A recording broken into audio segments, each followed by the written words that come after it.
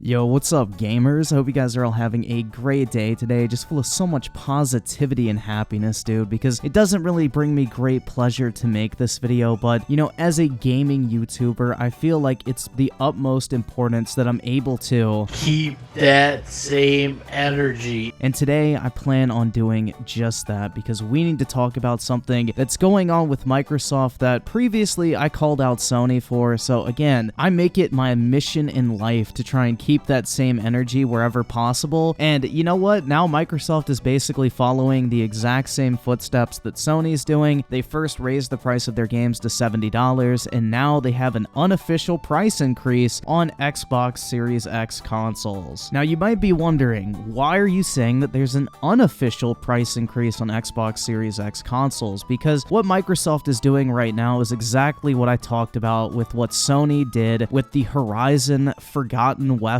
bundle for the PlayStation 5. This brings me to the other thing, okay? Sony is not raising the price on the PlayStation 5, but also they kind of indirectly are raising the price on the PlayStation 5 in the United States. Now, I follow a lot of PlayStation 5 restock accounts on Twitter because they send out notifications whenever the PS5 became available. But anyway, I follow these accounts still, and all the time I see the PS Direct restocks go up, and never does PlayStation Direct ever just restock the standalone consoles. You always have to buy what they call the Horizon Forbidden West PlayStation 5 bundle. So you're basically getting a PlayStation 5 and Horizon Forbidden West for I think $550 or $560 if I'm not mistaken. So it's an increased price. Now if you pay attention, what did the price increase across the board on a global scale? $30 to $50. So this new bundle they're selling of the PlayStation 5 in the US, which is the one they restock from their own storefront the most frequently, is this $550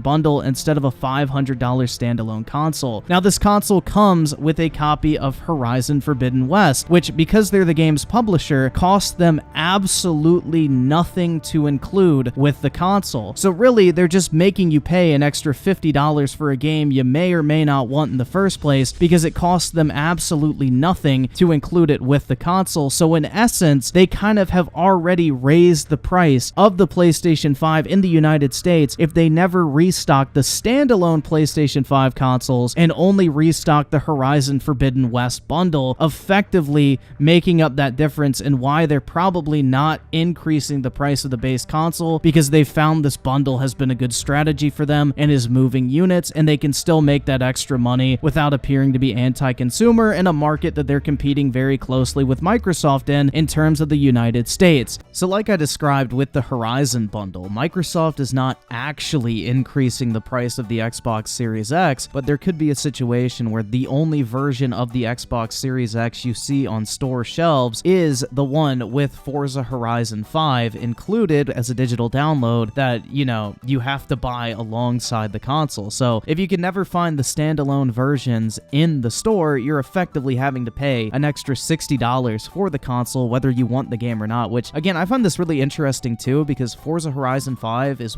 coming up on 2 years old now, and on top of that, it's a game in Game Pass. So why did Microsoft just make like a Game Pass bundle? Well, that's because it costs them absolutely nothing to give you a copy of Forza Horizon 5, a game that's been out for over a year at this point that most people are probably not buying anymore. But if they lost money on potential Game Pass customers, it would actually be a financial hit, and that would not make it effectively a price increase for no reason whatsoever. So yeah, there's definitely that. I think no matter how you look at it, it's definitely Microsoft trying to raise the price of Xbox consoles, at least on average. So say they release 2 bundles for every one standalone, you know, effectively that raises the price of each console by $40 if you do the math. So if 3 consoles are purchased, 1 at $500 and 2 at $560, which is the price of this bundle, you're looking at an average cost of $540 per console purchase. So at the end, it may average out to them basically effectively raising the price of the console by $40 to $50, depending on what the distribution of supply is. So I don't really think there's any way to spin this shit. I think it's exactly what Sony was doing with the Horizon Forgotten West bundle, where, you know, Microsoft needs to be competitive in the United States market just like Sony needs to be, because both of them are kind of interlocked in a competition here in the US. Like, it's a very, very close market. Neither one of them really dominates North America, so this is kind of Microsoft's attempt, I guess, to beat Sony at their own game and effectively raise the price by including a digital digital game that cost them absolutely nothing to give out that's going on 2 years old at this point, which I find really interesting because the new Forza Motorsport game is literally coming out pretty soon, so they could have just bundled it with that, but then they would have lost out on the sales revenue on that game, which wouldn't have made it effectively a free price increase, basically. So I think that's important to note. If they actually were just doing it for the sake of bundling a game, then they would give you like an actual new game like Starfield, Forza Motorsport,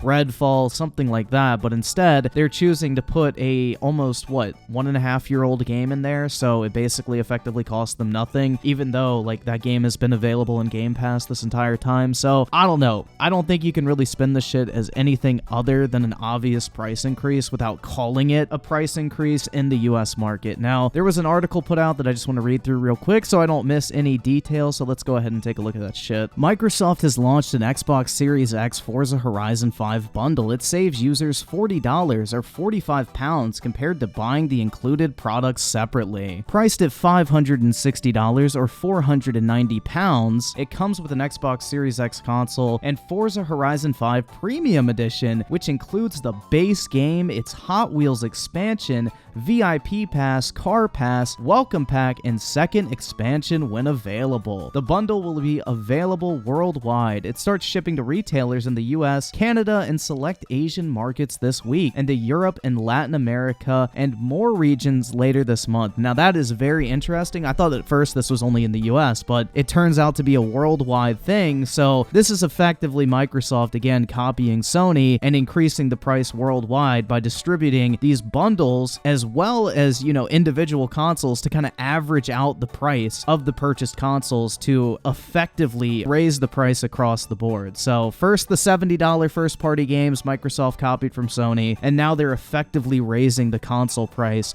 with this bundle worldwide. So very fucking interesting if you ask me. Buying the Xbox Series X console, $500 or £449, and Forza Horizon 5 Premium Edition, $100 or £85 separately from Microsoft, would normally cost $600 or £535. So the bundles offer savings of $40 or £45. Now, this game is coming up on 2 years old at this point. Like, it came out in 2021 if I'm not mistaken. So I guarantee you have been able to get this game on a deep discount multiple times at this point. Not to mention it's already in fucking Game Pass. So why are they even bundling a Microsoft first-party game with an Xbox console when you can play all of this shit on Game Pass anyway? So very, very interesting, and it just kind of backs up my theory that this is them trying to raise the price and disguise it as a bundle. But anyway, let's continue. Forza Horizon 5 released in November 2021 and enjoyed the biggest launch in Xbox history, attracting 10 million players in its first week, according to Microsoft. Like all Microsoft first-party games, the title is included with Xbox Game Pass, and it reached 20 million players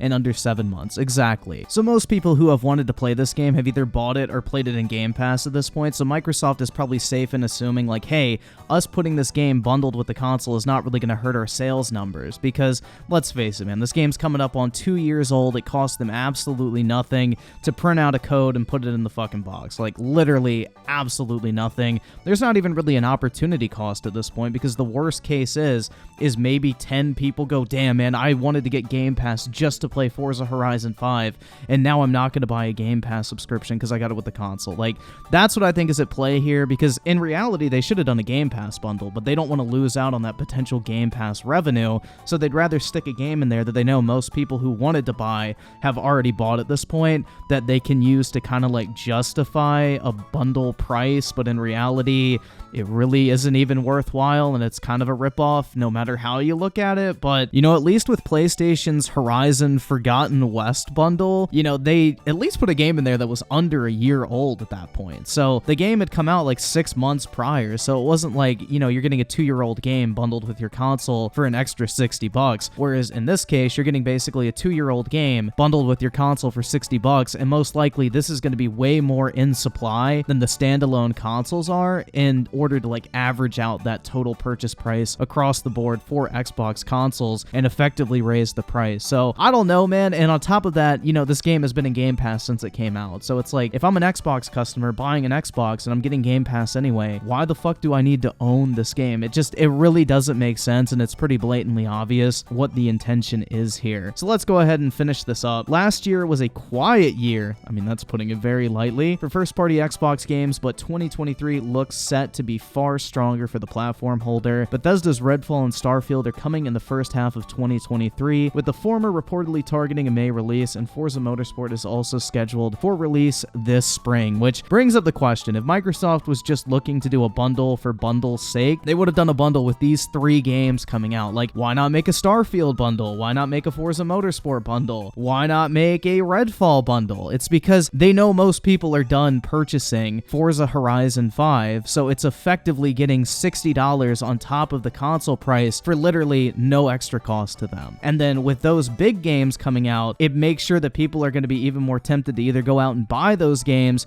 or get a new Xbox Game Pass subscription in order to play them. So this is very blatantly obvious to see what Microsoft is trying to do with this. I don't think there's any other way to sugarcoat it. They're basically effectively raising the price of the Xbox console, even if they're not raising the price of the standalone console. When you look at the math and average out the purchasing prices of the standalone console with these bundles that I'm sure are going to be flooded in stores and replacing a lot of the standalone consoles on shelves, it'll all average out to effectively them raising the price to combat inflation, just like Sony did. And for that reason, I feel like it's important to call a spade and call them out just like I did with Sony in my constant pursuit in order to do my best to be able to keep that same energy. But anyway, guys, let me know your thoughts on this in the comments section below. Are you cool with this new bundle? Do you think it's kind of shitty they're effectively raising the price? Do you think it'll actually be a lot harder to find standalone Xbox consoles now? Or do you think maybe these bundles will be kind of like the minority? I don't know. Let me know your thoughts on this shit in the comments section below. And if you did enjoy this video, make sure to drop a like on it. I would greatly appreciate it. And as always, I do want to thank you all so much for taking the time out of your day to check out this video and for all the recent support as well. You guys are the fucking best, and I really do appreciate it. So with that shit said, I will catch you guys next time.